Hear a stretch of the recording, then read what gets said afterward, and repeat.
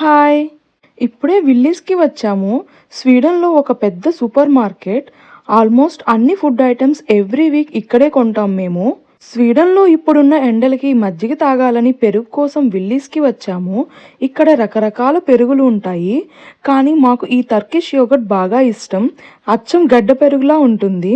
షాప్‌కొచ్చిందైతే పెరుగు కోసమే కానీ వచ్చాక నెయ్యి చేద్దామని ఐడియా వచ్చి ఇక్కడ బటర్ అంటే వెన్న తీసుకున్నాను. స్మోర్ ఓ సాల్ట్ తీసుకున్నా. ఇంకా బిల్ కూడా మనమే వేసుకోవచ్చు.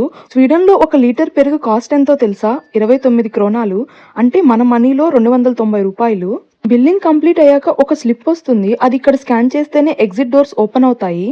ఇంకా ఇంటికి రాగానే బటర్‌ని చిన్న ముక్కలుగా కట్ చేసి ప్యాన్‌లో వేసి చాలా తక్కువ హీట్ అంటే 1లో పెట్టి ఒక 40 మినిట్స్ హీట్ చేస్తే బటర్ బాగా మెల్ట్ అయ్యి బాయిల్ అవుతుంది.